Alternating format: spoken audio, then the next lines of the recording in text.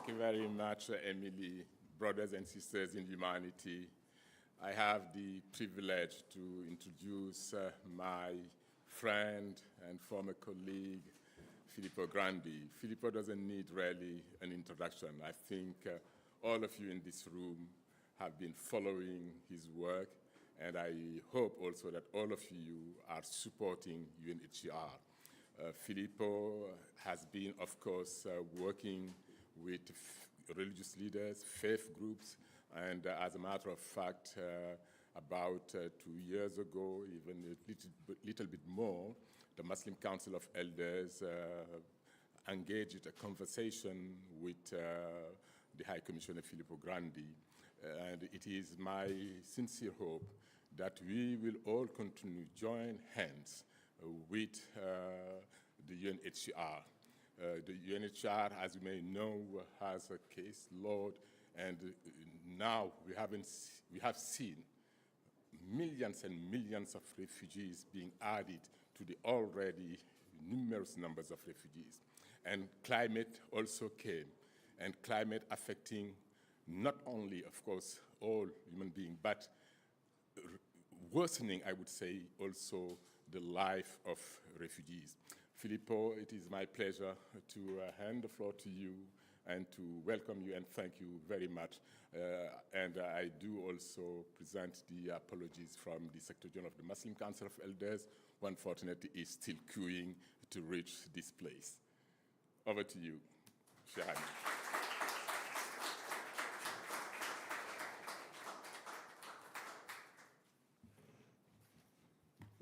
Thank you very much, Adama, and good morning, everybody. I am sorry that Judge Abdel Salam is still trapped into the logistics of this difficult place. We all know it, but I am very grateful for the invitation to speak here and to give the opening remarks at this event.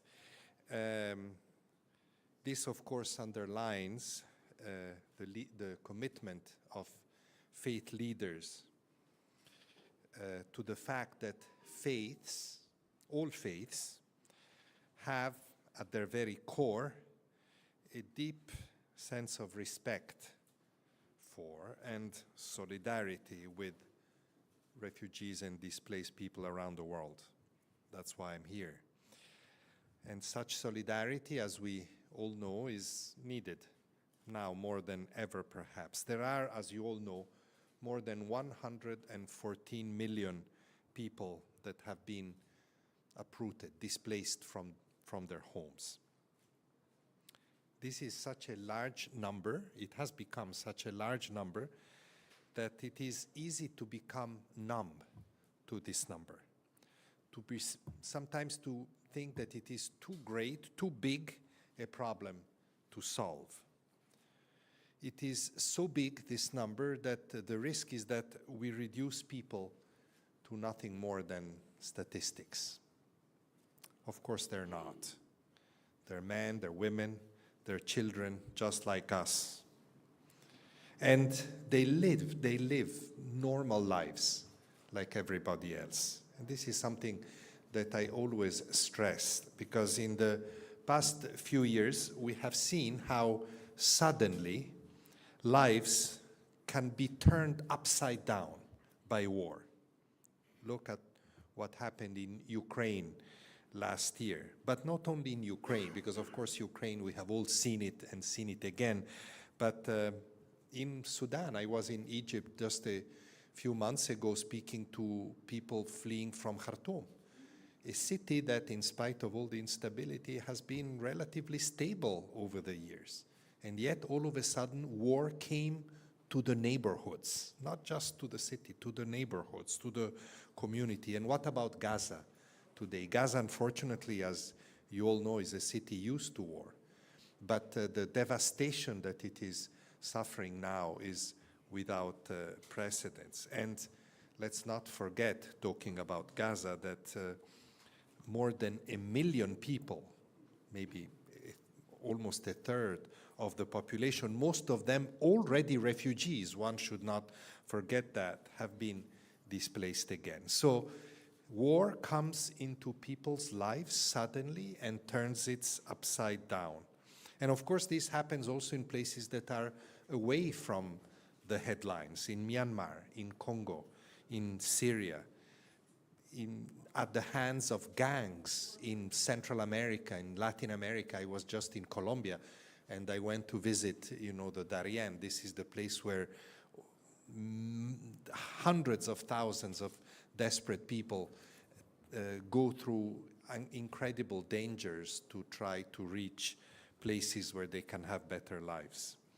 And what we are seeing now, and this is important here at COP28, is how the climate emergency, what we can call man's collective war on nature, is compounding and even igniting conflict. We see that the climate emergency is multiplying displacement and human suffering. Let's not forget some data. More than 60% of the world's displaced people are in the most climate vulnerable places in the world. So their suffering, whether it is generated by climate or not, is made worse by the effects of climate change. And many are in very fragile places where from one day to the other they might be displaced by climate, by conflict, or by a combination of the two. And we see this very much. Look at the Sahel in Africa, look at the Horn of Africa. And where, in these two areas, people are also sometimes trapped behind conflict lines. I always give the example of Somalia because to me this is very interesting.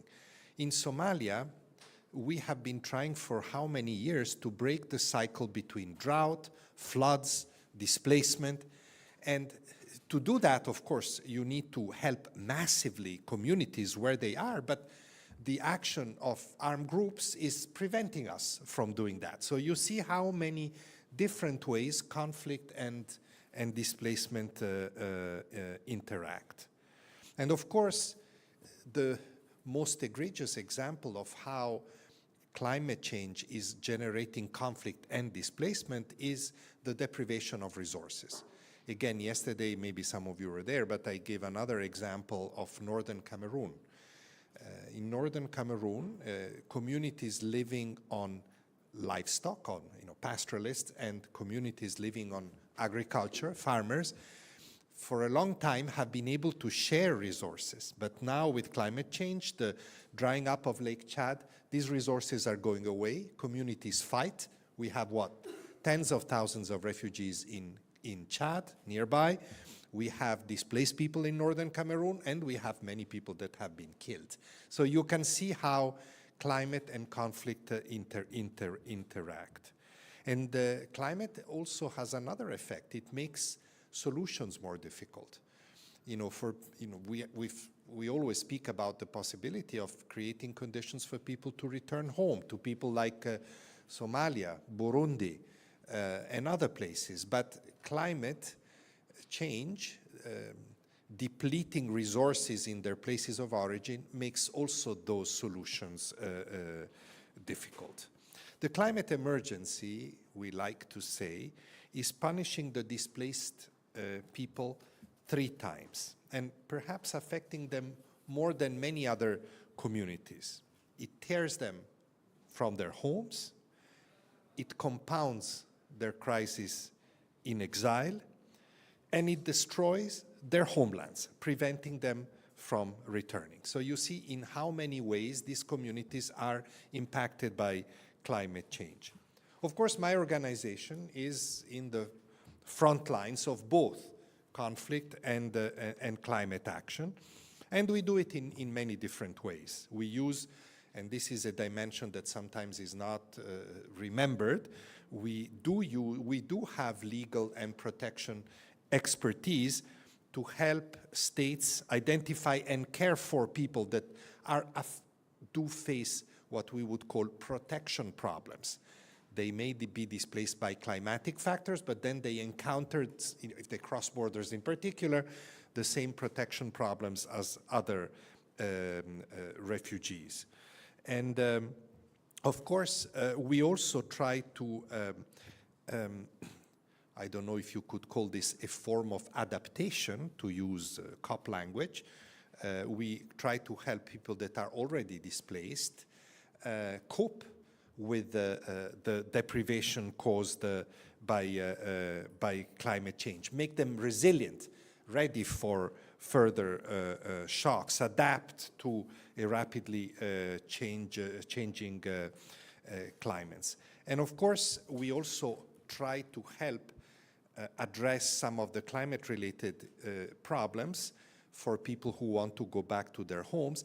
In all these areas, you understand, humanitarian assistance is needed, and this is why we in the humanitarian community, and we need support for that, insist that some of the resources that are being discussed here at COP28, loss and damage and other things like that, should take into account a humanitarian angle, because that's also needed in the short term. But more importantly, we need to partner with development actors, because those are developmental challenges that need to be addressed. And of course, a small detail, but maybe some of you are interested, we're also actively trying to reduce our own carbon footprint. Humanitarian operations are big, especially in places like Africa, for example, and Middle East, and their carbon footprint has been traditionally very high. So we are working actively with good support from the private sector, which we are discussing here in Dubai, to reduce that. Of course, this is what we do to respond, but we should always remember an important tenet of what we do, that there are no humanitarian solutions to the climate emergency. What we need, of course, we need political leaders to come up with solutions to the major challenges of today, climate and conflict. So leaders have to step up to their responsibility to tackle the root causes of this problem. And here I want to be very clear. We are worried because it is important that nobody denies, distracts, or shifts their gaze away from these challenges. And this is happening all the time. We need, all of you advocates, need to help us. Leaders must focus. Some of this is difficult, is complicated, needs international cooperation, which is not always easy in this fragmented world. But push for that, because it is about the survival, not just of the displaced and refugees, but of all of us. And here, what does it mean? We all know, but I would not be remiss if I didn't mention, what does it mean here at COP28? It means doing whatever it takes to keep us to the 1.5 degrees, and you are all much more expert than me in what must be done to reduce emissions and make cuts to greenhouse gases. But it also means scaling up finance and support to those that are most affected by the climate emergency and have done the least to contribute to it.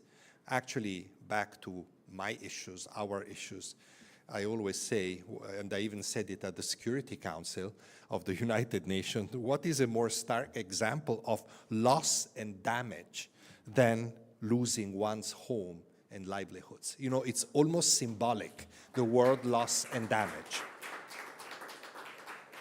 This, of course, will require efforts, courage, pressures, advocacy. So, because it also means taking some risks on the part of organizations that are less risk-averse, risk-prone than humanitarian organization, development organization, financial institution, private sector, so that resources reach those that are in the front line of this emergency, not stop in capitals or places far away. But I think it can be done. If we can work in the front lines, if you can work in the front lines, others can take those risks too. Because taking those risks is taking risks for humanity, not just for a few people. And what is also very important is to include those that are most affected by these decisions. Decisions that are about their futures, including them in discussions, in formulation of plans, in ensuring that any response takes them not just into account, but responds properly to their concerns, to their hopes, to their aspirations, including the voice of these people, which is what we have tried to do here at COP by inviting refugees, displaced people, stateless people in many other events. This is what we have tried to do. And this is where the leadership of faith leaders, of faith personalities, of faith organizations, of the faithful in general is so important. The political, moral, and spiritual leadership, but also your convening power. This is where all of this continues to be needed to ensure that politicians over here in Dubai, but also beyond Dubai, if I may say, in the coming days, live up to their responsibilities.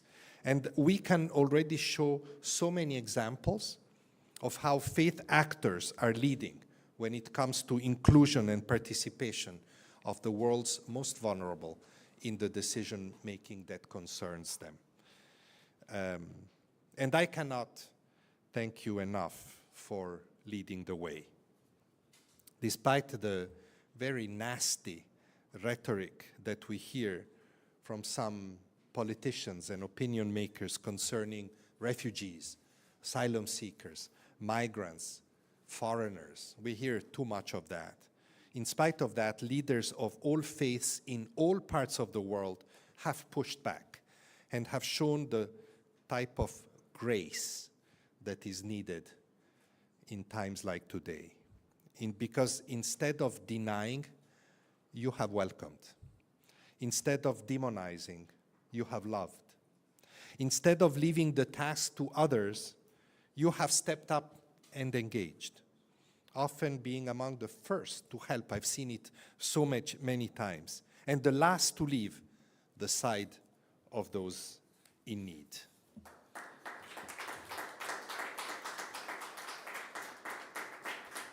And you have been true to your word.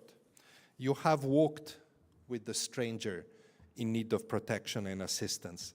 You have shown that there is a way to be humane and respectful to those who have lost everything. This leadership in protecting and including the vulnerable will continue to be needed even more here at COP28, and I really hope that your leadership, your clarion calls on behalf of people of all faiths will be heard and acted upon. This will be needed beyond COP and beyond climate discussions. In 2 weeks' time, less than 2 weeks, I think by now, in Geneva, UNHCR will host the largest global meeting on refugees, the Global Refugee Forum. We will come together to help share responsibility for the world refugees, in line with the Global Compact on Refugees of 2018. I trust and hope that you will join us there, or you will think of us there, pray for us there, with the same sense of vigor and unity, politically, in purpose, to support refugees and the countries and the communities hosting them. Because the challenges of today, how many times do we have to say this, but we have to say this, require us to work together in the spirit of fraternity of which you have been such champions. Let us remember this as we move forward and find solutions to the plight of the world's most vulnerable. Thank you very much.